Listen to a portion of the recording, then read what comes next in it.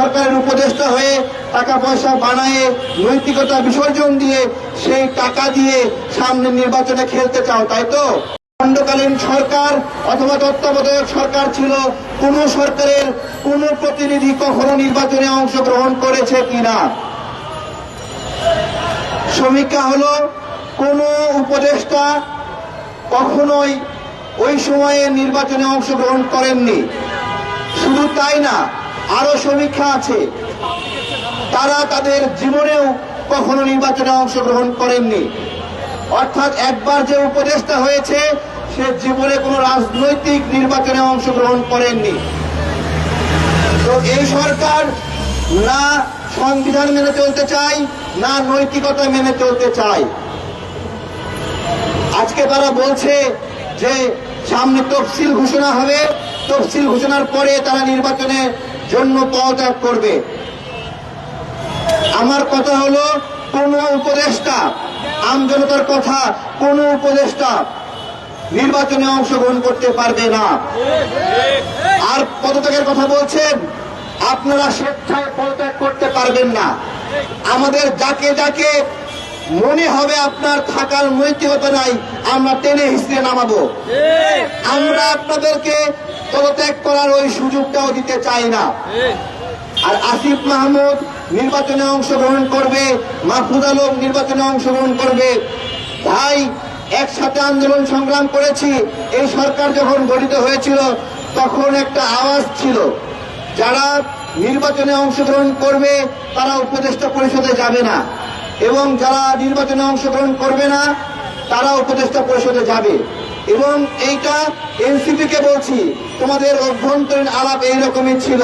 তোমরা এইভাবেই বলেছিল কারা কারা নির্বাচনে অংশগ্রহণ করবে, কারা কারা নির্বাচনে অংশগ্রহণ করবে না। আজকে অন্তর্বর্তীকালীন সরকারের উপদেষ্টা হয়ে টাকা পয়সা বানায়ে নৈতিকতা বিসর্জন দিয়ে সেই টাকা দিয়ে সামনের নির্বাচনে খেলতে চাও, তাই তো?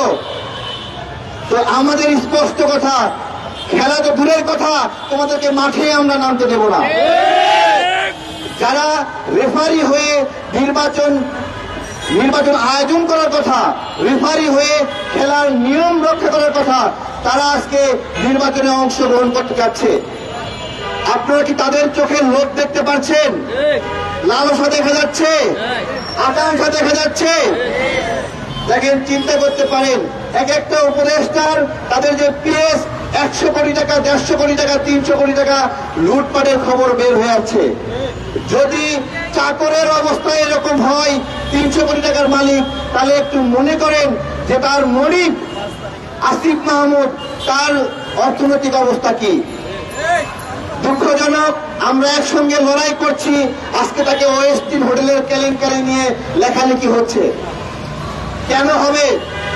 এই সরকারের যে কারো গায়ে ময়লা লাগলে ওই ময়লাটা আমাদের গায়ে লাগে। এর জবাব ডক্টর ইউনূসকে দিতে হবে।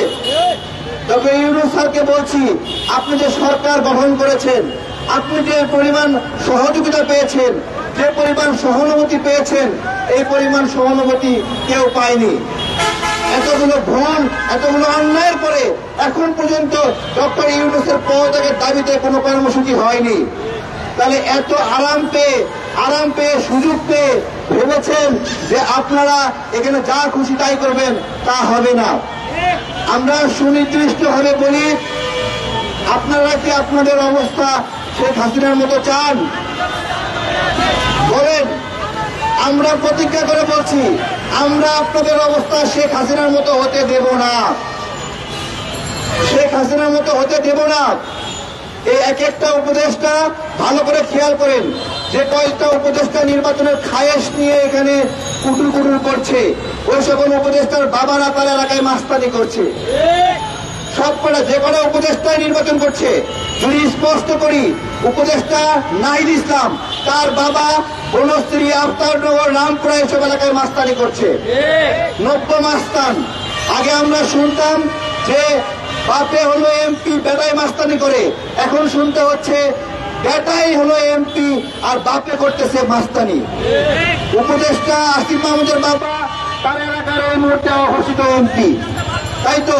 বেটাই উপদেষ্টা হয়েছে, বাপে নেতা হয়ে গেছে।